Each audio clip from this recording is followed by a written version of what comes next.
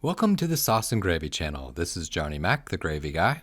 It's Saturday, and St. Patrick's Day happens to be right around the corner. So I'm going to quickly walk you through how to make a Guinness gravy, which is a perfect brown gravy to cover a pub comfort food classic, bangers and mash. Start off with the potatoes. They take the most time to prepare. Give them a quick wash, and then poke them with a knife or a fork on all sides.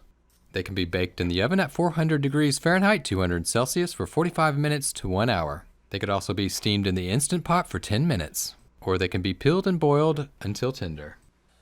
While the potatoes are roasting in the oven, you can cook the sausage and make the delicious Guinness gravy.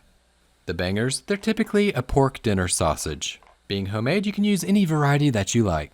To keep them from banging or splitting open in the pan, I like to poke them on all sides. Round up a large saucepan, put it over medium to high heat, and drop in 1 tablespoon or 15 grams of bacon grease. When the grease is melted and the pan is nice and hot, drop in the sausage. Frequently flip the sausage and brown them on all sides. At this point in the process, you do not have to cook the sausages all the way through. They'll be cooked through with the gravy a little later. When the sausages are lightly browned, move them all to one side of the pan. Now it's time to add 1 sliced red onion to the open side of the pan over medium to high heat. If for some reason you don't have a red onion, you can substitute with a sweet onion. Add 1 tablespoon or 15 milliliters of a neutral oil of your choice over the top of the onions. Have you ever struggled to make the perfect sauce? Wait no longer. Sauces made simply by the Sauce and Gravy channel chef, Johnny Mac, is a must for your next holiday feast or weeknight meal. Delve into a selection of savory and sweet sauces as well as rich gravy recipes, with easy-to-follow step-by-step directions and QR codes that will take you straight to the channel's video recipes. You will be able to visualize the sauce-making process and improve your sauce-making skills while delighting your family and friends. Order now and get your copy today. Links are in the video description and comment section below. Mix the oil into the onions well, and don't neglect your bangers. Make sure to give them a flip or two over medium heat. After a few minutes, whenever the onions start to get tender, add 1 tablespoon or 15 grams of light brown sugar. At this point in the cooking process, your main goal is to caramelize those onions. Watch the heat of the pan. If it gets too hot, turn it down, and don't forget to flip the bangers. After a few minutes, whenever the onions are right where you want them to be, you can reduce the heat and add 2 minced cloves of garlic.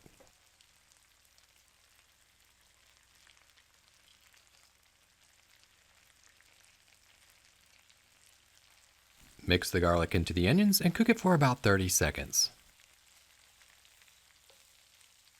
Moving right along, for the next step, reduce the heat to low and add 1 tablespoon or 8 grams of all-purpose flour. Sprinkle it on over the top of the onions, frequently stir, and cook for about 2 to 3 minutes. To this, you'll add a teaspoon of tomato paste. This will give just a little bit of an extra flavor to the gravy. Once it's mixed into the onions, you can move forward with adding the cooking liquids. For this particular brown gravy, add 1 bottle, 11.2 ounces of Guinness Extra Stout.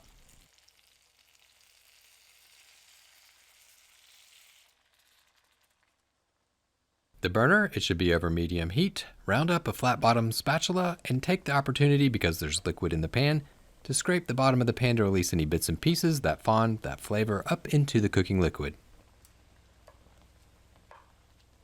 Once you have everything organized in the pan, you could add everybody's favorite What's-It sauce, otherwise known as Worcester sauce. 1 tablespoon, 15 milliliters, in it goes. You'll also add a few weeds to the mix, 2 sprigs of fresh thyme. Spank on a touch of black pepper. Give it all a quick 360. Top this off over medium heat with 1 cup or 250 milliliters of a brown stock. I'm using beef stock, but you could also use veal stock or a brown chicken stock. Give it a stir, bring it to a light simmer, then place a lid on it and cook for 8 to 10 minutes.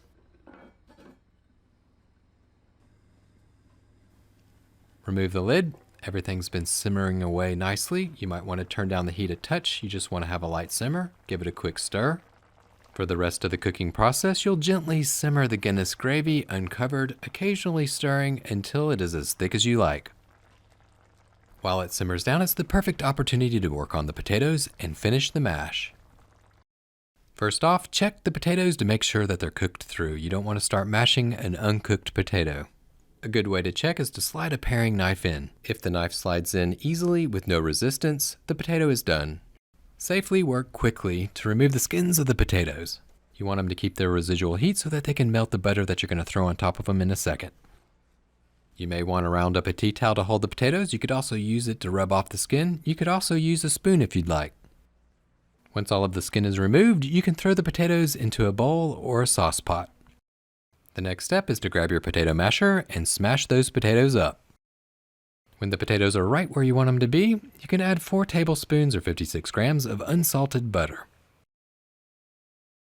Snag a spoon or a spatula and help that butter to melt by working it into the potatoes. To this, you'll add a touch of heavy cream, also called whipping cream or double cream in some countries. Work it into the potatoes with a spoon or spatula and repeat the process until you have the consistency and texture of potatoes that you're looking for. And you know what? The great thing about making a homemade bangers and mash is you can make it however you like it. If you want your mash to be silky smooth, go for it. If you want them to have a touch of texture, why not? Add a little bit of salt and a touch of black pepper to your taste. So that's how you make the mash. And the process is the same whether you roast them in the oven or cook them in the Instant Pot. The only difference with boiling the potatoes is you peel them up front and then you drain them after they're cooked. And check it out, while you were working on the mash, this delicious brown gravy was slowly simmering down and has become nice and thick. All of those flavors have slowly combined to make a delicious mouth-watering Guinness gravy. Make sure that you fish out the 2 sprigs of thyme. Now you've made a pub comfort food classic, bangers and mash, all in the wonderful coziness of your own home. And to top it all off, you have a beautiful brown gravy, a Guinness gravy, made from scratch. So now all that you have to do is plate it up and have a delicious St. Patrick's Day dinner or an ordinary weeknight delight. Thank you so much for watching the Sauce and Gravy channel. If you found this recipe helpful, be sure to hit that like button. And you know what? If you found it helpful, share it with your friends. They might find it useful too. Thanks again for watching. Remember, it's just you, me, and the sauces. Until next Saturday morning at 11 a.m. Eastern Time, keep whisking, y'all.